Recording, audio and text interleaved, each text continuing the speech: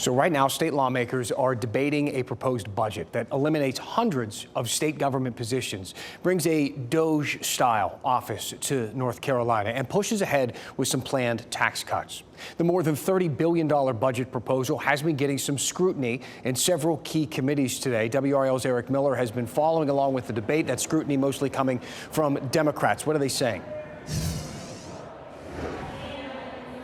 Well, Dan, one of the Senate's top Democrats, Senator Sidney Batch, who represents Wake County, called some of these cuts heartbreaking and cruel. Still, Republicans who penned this budget proposal say they're needed to pay for ramped up tax cuts and some new investments they're making in the states.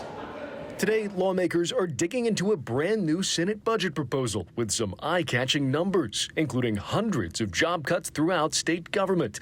Some of those would come from eliminating vacant positions, but there would also be some layoffs. The intentions of the budget to predominantly focus on vacant positions that have been vacant for 6 months, 9 months, a year, 2 years. Senate Republicans are also planning on rolling out a new division under the state auditor called DAVE, essentially North Carolina's version of DOGE, the federal agency helmed by Elon Musk that's made drastic cuts across the federal government.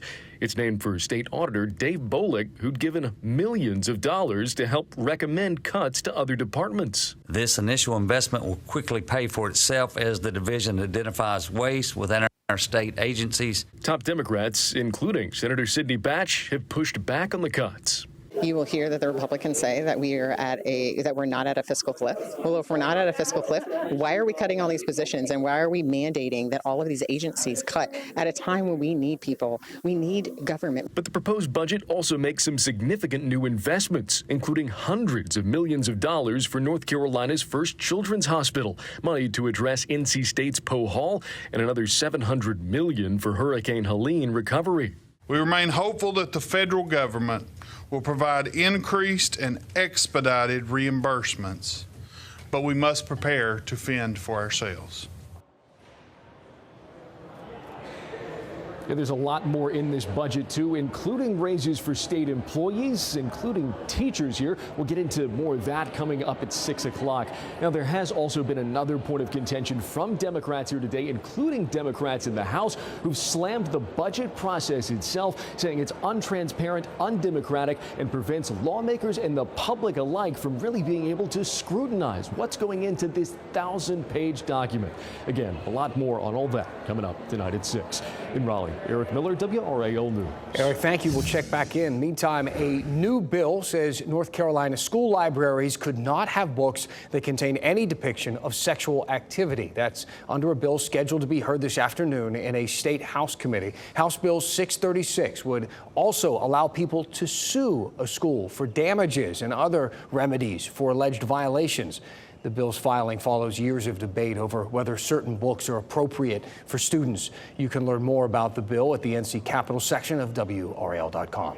We're learning more today about a new state budget plan from the North Carolina Senate. Republican leaders want to ramp up tax cuts and also enact spending cuts across state government. They're comparing it to the DOGE efforts to cut federal spending led by billionaire Elon Musk. WRAL state government reporter Will Doran has been digging through the new budget plan and joins us now. Will, what's the main takeaway?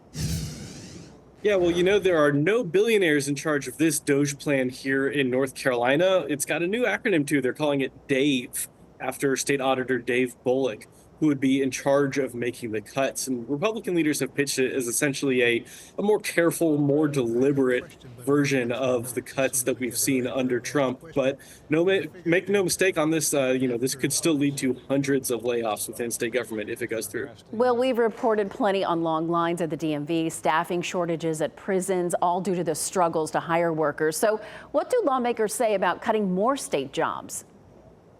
Last night, Senate Leader Phil Berger told us that this is about cutting a, quote, bloated bureaucracy in state government. And many of these cuts are aimed at community colleges and universities. Every agency in the state, every part of the government would face some level of cuts, but many of them could just get away with cutting some vacant positions that they've got on the books. It's really higher ed where state lawmakers want to take a much deeper cut to what we've been paying for.